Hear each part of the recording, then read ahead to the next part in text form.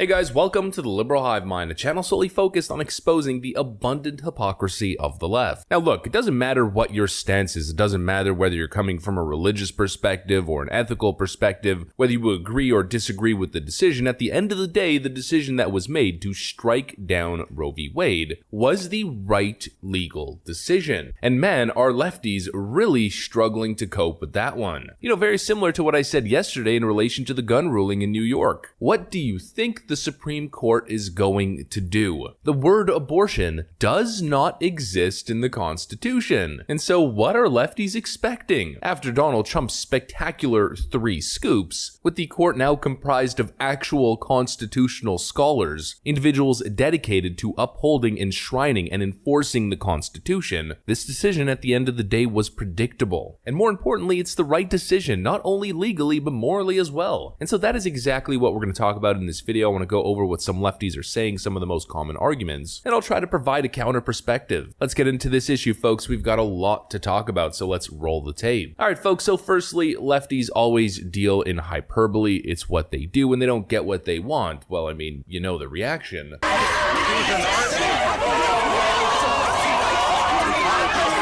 And that's exactly what's going on. It's all hyperbole and they're exaggerating. The one thing that I keep seeing all over the place, all over Twitter, from all the left-wing blue check marks, people keep saying this specifically, that my daughter is going to grow up with less rights than I did. Arguments like this from this TikTok user. I am shaking right now because of how mad I am.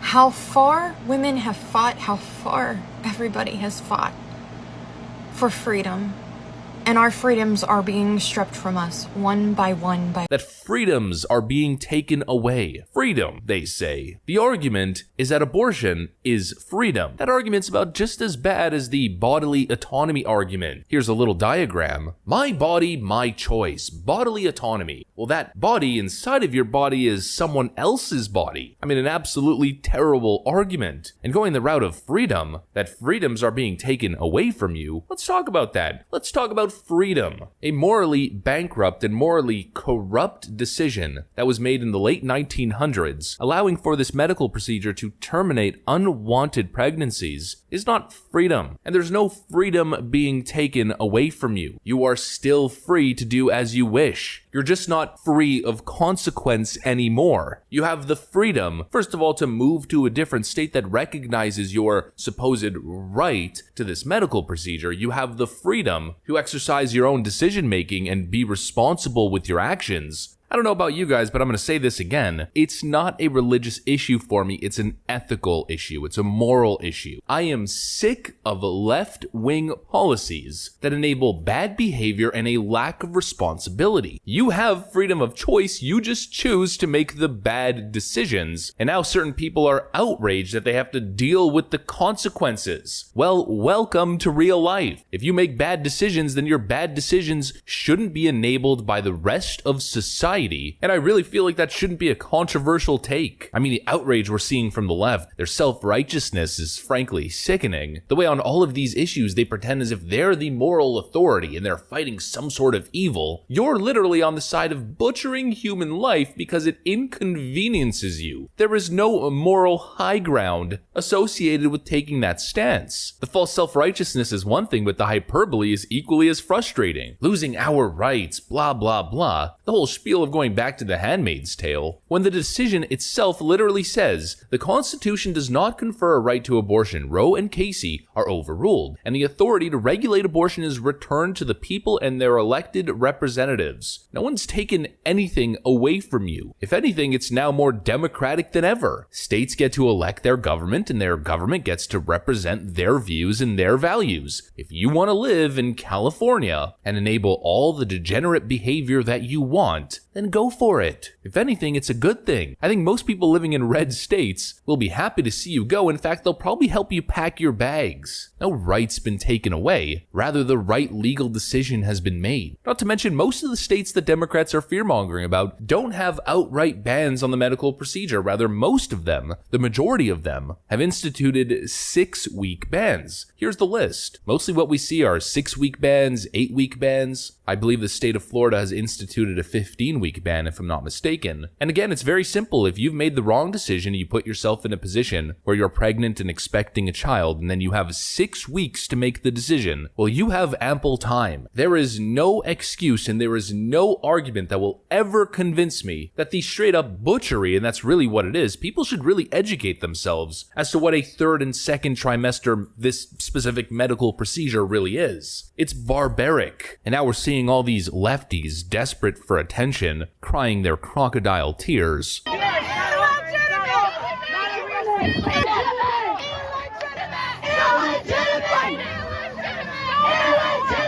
And again, I sit here asking myself, I mean, who are you crying for? First of all, it seems so forced. It seems like just attention seeking. But who are you crying for? Certainly not crying for the lost life. I think the most recent estimates that I've seen are over 60 million lives lost to this specific medical procedure. And we wonder why birth rates are down. The population is declining. We won't be able to afford our parents' pension plans. And we're in this desperate situation economically where we have to import the third world in order to bolster population numbers. You were never entitled to a constitutional right to snuff out life because creating that life was a bad decision and you don't want to face the consequences or be responsible. And the left pretending as if they're on the morally superior side of this issue is frankly sickening. And it's a dynamic that's been created over media control. I mean, open the TV, watch all of the left-wing news outlets, and watch all your favorite celebrities. It's nothing but moral outrage and moral outrage. And it creates this false perception as if everybody's on the side of pro-choice. And if you're not on that side, then you're part of some fringe extremist minority. You're not on the side of women, they tell you. Well, I find that kind of interesting, considering this was the reaction outside the Supreme Court by many women, I might add, after the decision was delivered.